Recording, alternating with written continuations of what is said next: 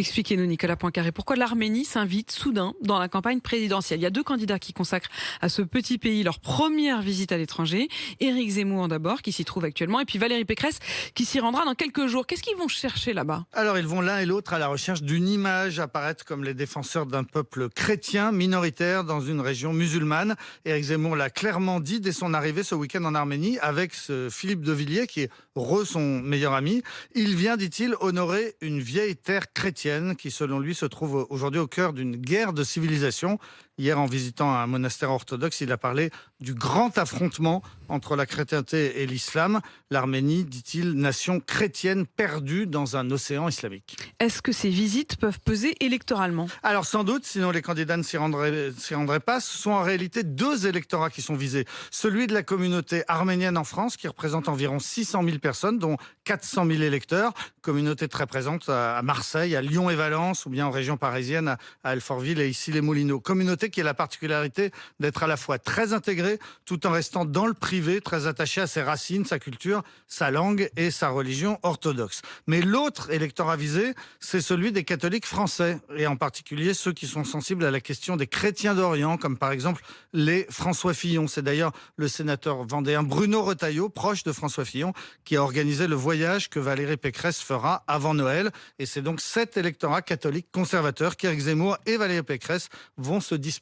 à plus de 3500 km de la France. Pourquoi est-ce qu'Éric Zemmour parle d'une terre d'affrontement entre chrétiens et musulmans? Parce qu'il y a effectivement une guerre ancienne entre l'Arménie et son voisin l'Azerbaïdjan, pays à majorité musulmane.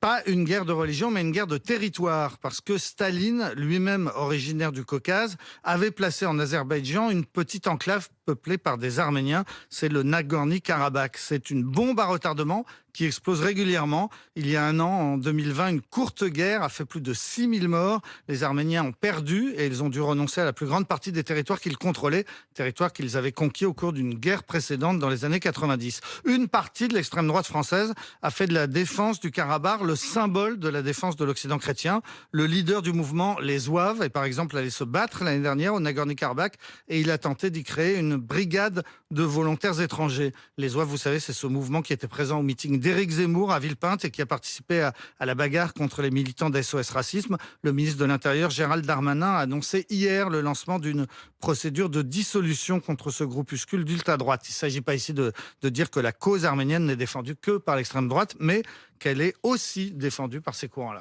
L'Arménie, elle est souvent présentée comme le berceau de la chrétienté. Oui, on pourrait parler même des berceaux de l'humanité, puisque selon la légende de la Bible, c'est en Arménie que s'est posée l'arche de Noé. Ce bateau avec tous ces animaux qui avaient échappé au déluge aurait retrouvé la terre ferme au sommet du mont Ararat. Le mont Ararat, c'est une montagne symbole des Arméniens, plus haute que le Mont Blanc, qui se trouve aujourd'hui sur le territoire de la Turquie, mais que l'on voit bien depuis la capitale arménienne, Yerevan. Plus tard, et cette fois ce n'est pas une légende, l'Arménie est devenue au début du IVe siècle le premier pays au monde qui a fait de la religion chrétienne sa religion officielle. L'histoire des Arméniens, c'est aussi une histoire marquée par le premier génocide du XXe siècle, les massacres d'1 million à 1,5 million d'Arméniens par les Turcs pendant la Première Guerre mondiale. Aujourd'hui, l'Arménie, c'est un petit pays très pauvre, indépendant depuis la chute de l'URSS il y a 30 ans, enclavé et isolé, coincé entre des voisins hostiles, la Turquie, l'Azerbaïdjan, mais aussi l'Iran. Petit pays qui doit être assez surpris de voir débarquer coup sur coup deux candidats de la présidentielle française.